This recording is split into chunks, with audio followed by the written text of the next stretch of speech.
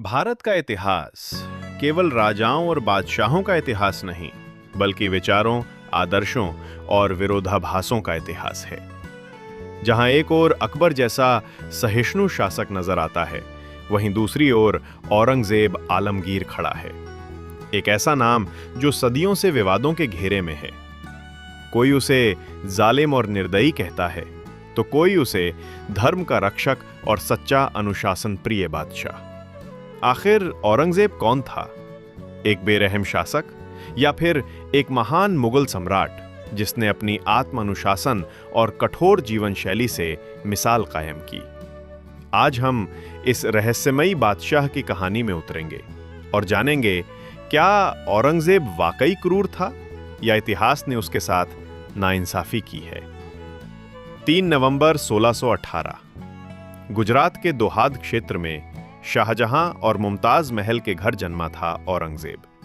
जहां उसके भाई दारा शिकोह, शुजा और मुराद विलासिता, शराब और शानो शौकत के माहौल में पले, वहीं औरंगजेब बचपन से ही बेहद धार्मिक, सादा और अनुशासित था। वो घंटों कुरान की तिलावत करता, नमाज अदा करता और सरल जीवन में विश्वास रखता। बचपन से ही उसके स्वभाव में एक कठोर नियम प्रियता थी, जो आगे चलकर उसकी पहचान बनी।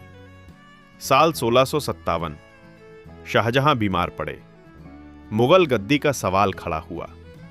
चारों बेटे अपने अपने तरीके से सत्ता के लिए तैयार थे।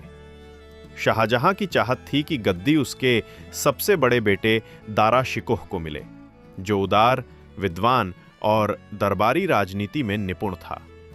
लेकिन औरंगजेब ने राजनीति और युद्ध कौशल दोनों में अपने भाइयों को मात दी। शुजा को हराया, मुराद को कैद किया और अंत में 1658 में दिल्ली की गद्दी पर बैठ गया। आगरा के किले में कैद कर दिया। यहीं से औरंगजेब की छवि निर्दयी बेटे की बनी। औरंगजेब का जीवन बाकी मुगल बादशाहों से अलग था। न संगीत, न नृत्य, न शराब, न महफिलें। सादा कपड़े पहनता, साधारण बिस्तर पर सोता।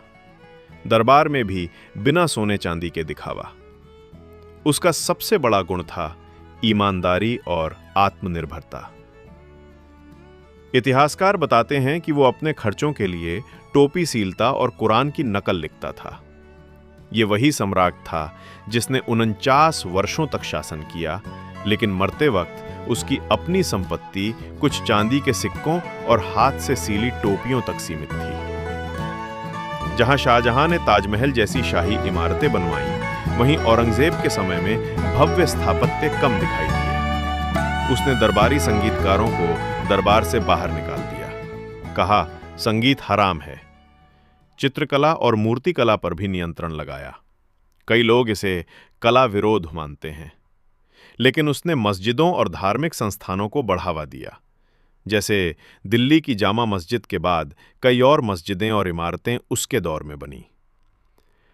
औरंगजेब पर सबसे बड़ा आरोप है हिंदू मंदिरों का विध्वंस। काशी विश्वनाथ, केशव राय जैसे कई मंदिर उसके आदेश से तोड़े गए।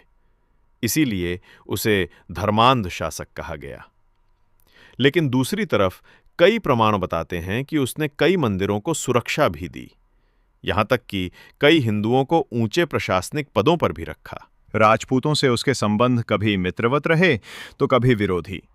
तो क्या मंदिर गिराना उसकी धर्मांधता थी या फिर राजनीतिक चालें? इस सवाल पर इतिहासकार आज भी बंटे हुए हैं। शिवाजी महाराज और फिर उनके उत्तराधिकारियों से लड़ते लड़ते औरंगजेब ने 27 साल दक्खन में गुजार दिए। ये युद्ध साम्राज्य की जड़ें हिला गए।